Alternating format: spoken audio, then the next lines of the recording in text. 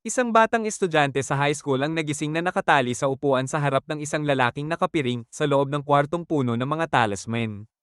Ang lalaki ay si Satoru Gojo na nagtatanong kay Yuji Itadori kung sino na siya ngayon. Naalala ni Yuji ang isang tao na ang pangalan ay Fushiguro at nag-alala rin para sa kanyang senpai. Pero pinaalala ni Gojo na wala na siyang oras para mag-alala dahil nakaschedule na ang secret execution niya. Noong nakaraang araw, tumawag si Yuji sa Fujisawa Hospital para kumustahin ang lolo niya. Pero sinabi ng matanda na magpunta na lang siya sa club niya.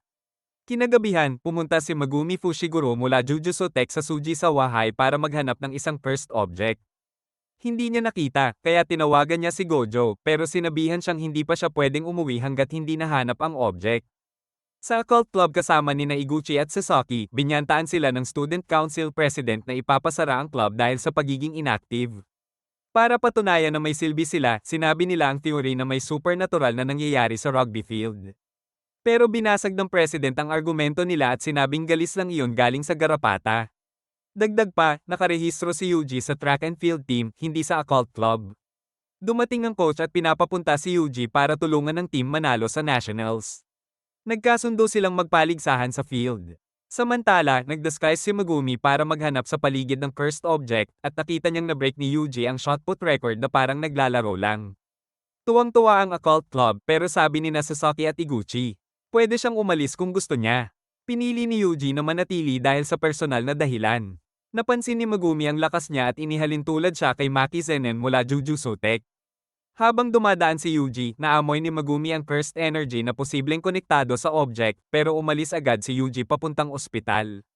Sa ospital, medyo suplado ang lolo niya at ayaw masayang ang oras ni Yuji sa pagdalaw. Sinubukan niyang pag-usapan ng magulang ni Yuji pero tumanggi ang apo.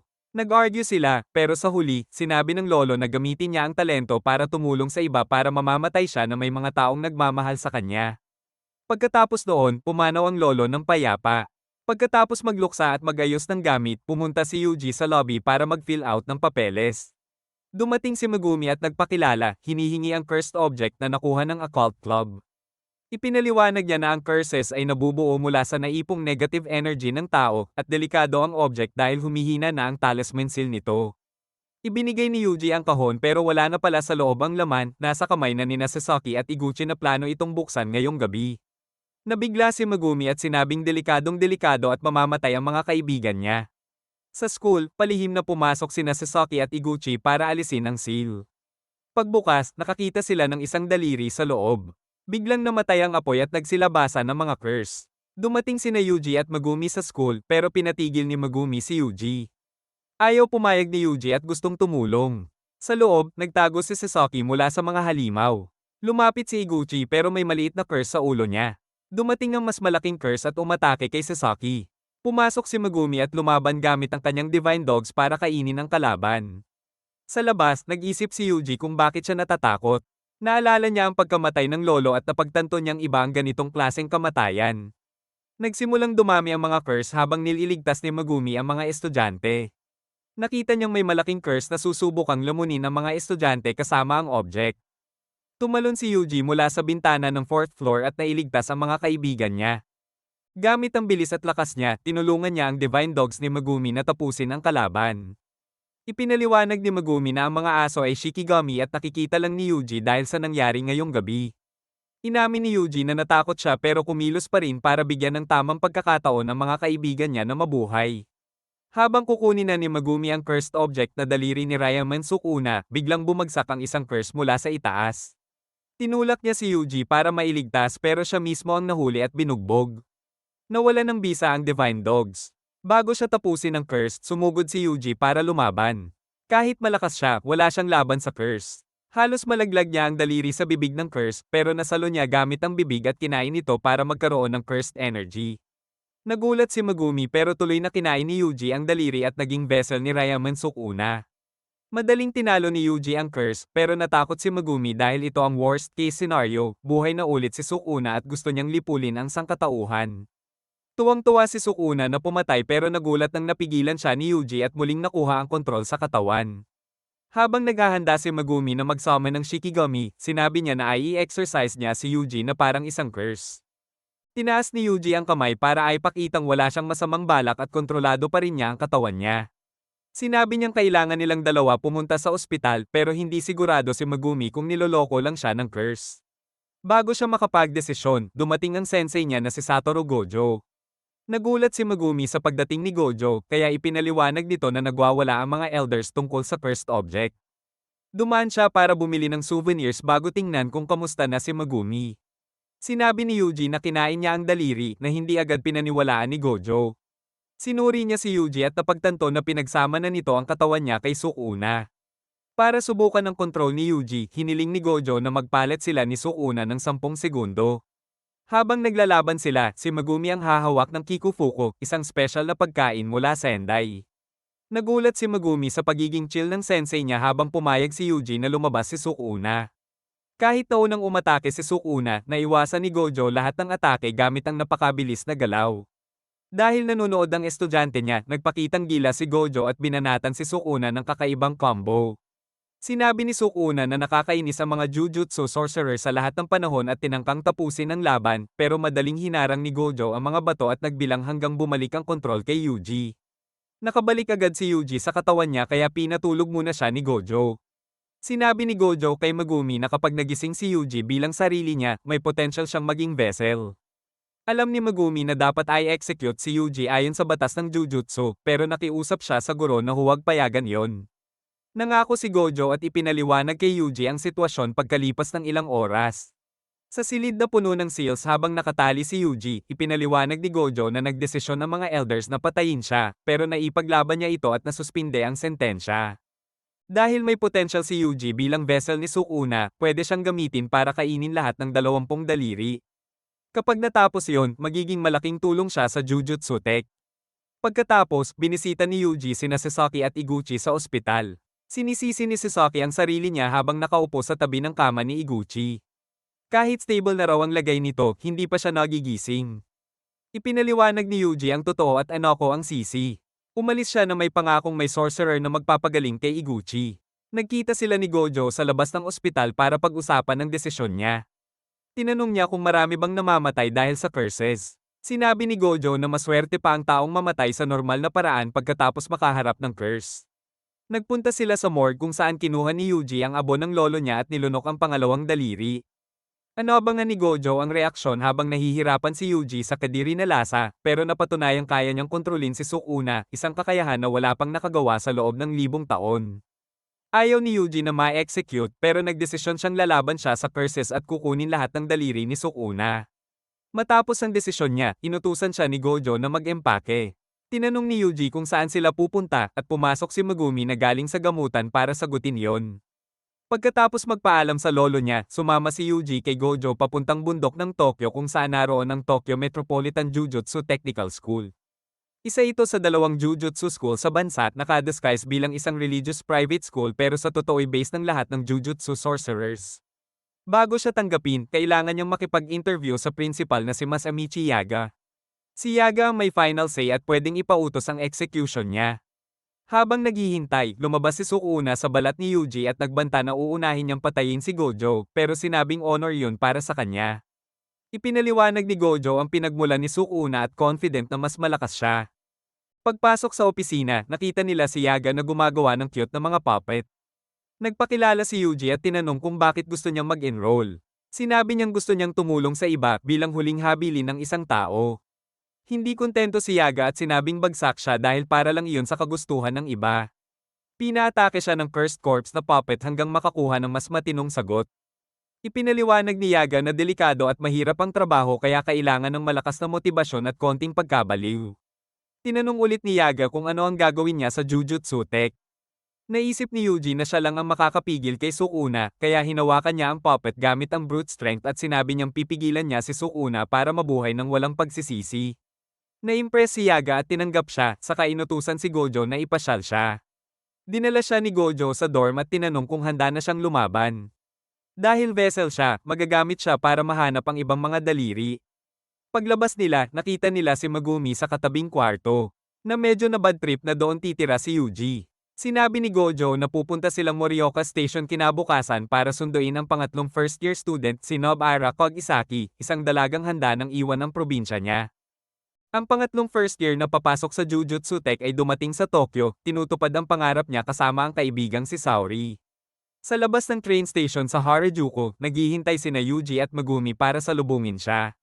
Nagtataka si Yuji kung bakit sobrang liit lang ng klase nila at iniisip kung bakit akala niya ay siya ang pangatlong first year na dumating. Pinaliwanag ni Megumi na matagal nang tinanggap ang bagong estudyante at bihira lang talaga ang Jujutsu students. Dumating si Gojo at pinuri si Yuji sa bago nitong uniform. Sabay reveal na custom-made iyon at may hood pa. Sa request ng bagong babae, magkikita sila sa Harajuku.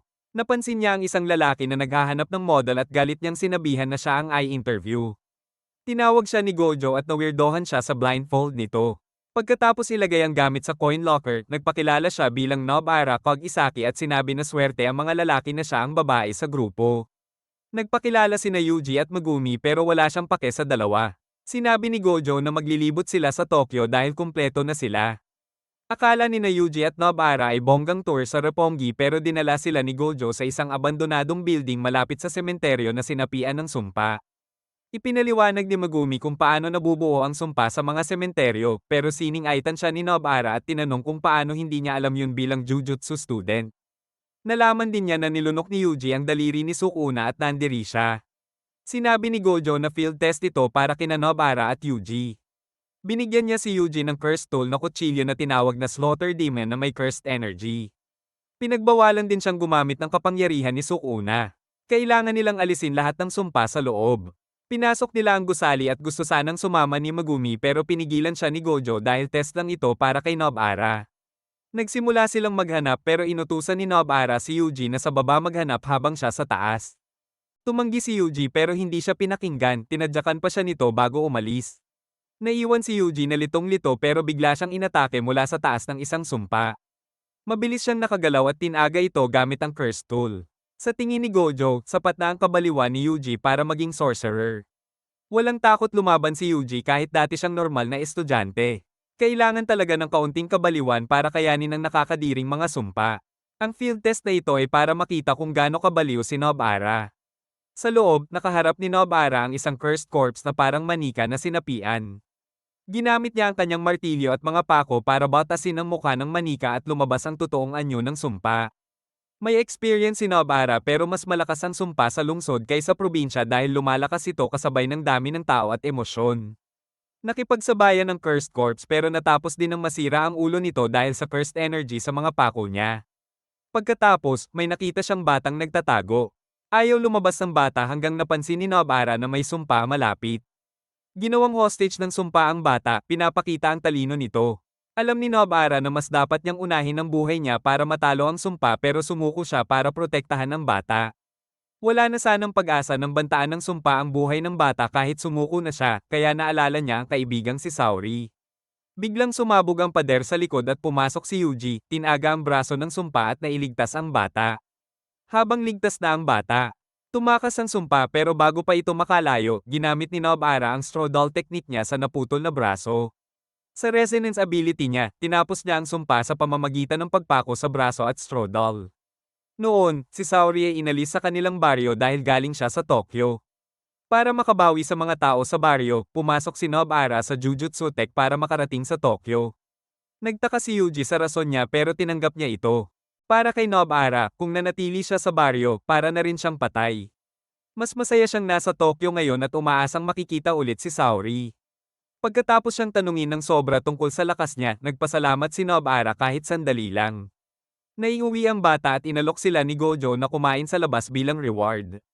Naalala ni Nobara na naiwan ang gamit sa coin locker sa Harajuku at inutusan si Yuji na kunin ito. Tumanggi si Yuji pero nagpilit si Nobara, sinabing nanalo sila dahil sa curse technique niya. Sagot ni Yuji na dahil sa lakas niya pero sabi ni Nobara, galing lang iyon sa paglamon niya ng daliri ni Sukuna. Humingi si Yuji ng suporta kay Megumi pero tahimik lang ito, busy sa phone. Sabi ni Gojo, nagtatampo ito dahil hindi siya nakasali sa test. Makalipas ang isang buwan, tinawag ang tatlong Jujutsu student para mag-exercise ng cursed womb, pero may isa sa kanila na namatay sa pangyayaring iyon. Si Kiyotaka Aichi, ang assistant manager ng Tokyo Jujutsu High, dinala sina Yuji Itadori, Megumi Fushiguro, at Nobara Kogisaki sa isang kulungan kung saan may nakita raw na cursed womb. May 5 pang preso sa loob ng detainee block 2 kasama ng posibleng mag-spawn ng special grade na sumpa. Nalito si Yuji at nagtanong tungkol sa special grade, kaya inexplain ni Aichi ng maayos at nag-warning na kapag nakasalubong nila to, dalawang choice lang, tumakbo o mamatay. Mission nila ay confirm kung may survivors at iligtas. Lumapit ang nanay ng isang preso at umiiyak na pakisave ang anak niya, kaya na-hype si Yuji. Sinabi niya sa classmates niya na kailangan nilang iligtas lahat at pumayag naman sila.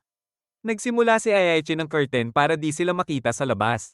Pinasummon ni Megumi ang White Divine Dog para maging warning system pag may curse na lalapit.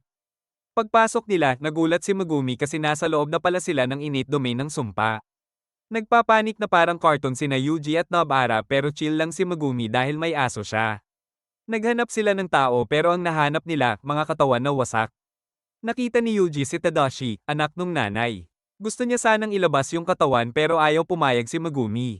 Pinaliwanag ni Megumi na preso si Tadashi dahil nakabangga siya ng bata habang naka-second offense sa pagmamaneho. Sinabi rin niya na hindi lahat ng maliligtas ay deserving kasi baka makapanakit ulit. Kontra si Yuji at tinanong kung bakit niligtas siya ni Megumi dati. Naiirita na si Nobara at sumigaw sa kanila pero bigla siyang hinayla pababa ng sahig ng sumpa. Nagulat si Megumi kasi hindi na-detect ng White Divine Dog at na-realize niyang patay na pala ito.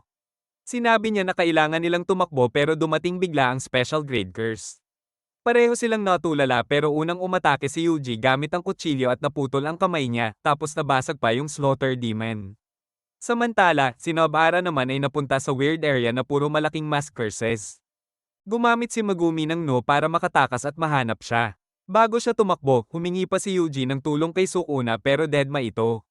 Nilabanan sila ng special grade at kahit nakaiwas sila sa energy blast, na-shock si Megumi sa lakas nito. Ginaisen siya ni Yuji at pinasugod para hanapin si Nobara.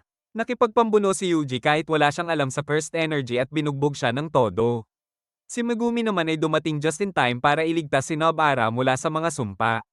Si Yuji, halos iyak na ang reality na mamamatay siya. Pero na-realize niya na kailangan niyang i-channel yung negative feels niya sa kamao. Sinugod niya ulit ang kalaban gamit ang cursed energy sa suntok pero na-block lang ito. At least, nakabili siya ng oras para makalayo sina Megumi at Nobara at makabalik kay Aichi. Yumalulong ang Black Divine Dog, senyales na safe nang ilabas ni Yuji si Sukuna. Nang siya na ang may control, naiinis si Sukuna sa istorbo. Sinubukan niyang ayusin ang sitwasyon pero ayaw makipag-cooperate ng special grade at umatake. Tinanggihan lang ni Sukuna ang mga atake habang aksidenteng niriigan ng kaliwang kamay ni Yuji. Naisip niya na hindi aalis ang curse sa pinagmulan nito kaya pinili nitong mamatay. Binugbog niya ito ng todo habang pinapauwi na ni Megumi si Nobara kasama si Aichi.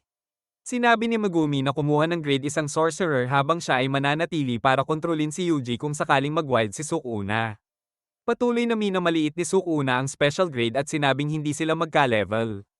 Kahit mag-heal pa ito, sinupalpan niya agad at nagpakita ng totoong Jujutsu, Domain Expansion Malevolent Shrine. Instant na hiniwa-hiwa niya ang curse at kinuha ang daliri na pinagmulan ng cursed womb. Naiinis si Sukuna na parang ginagamit lang siya, kaya pinapabalik niya kay Yuji ang control. Pero nang walang sagot, ngumisi siya ng masama, alam niyang hindi na bumabalik si Yuji para kunin ulit ang katawan niya.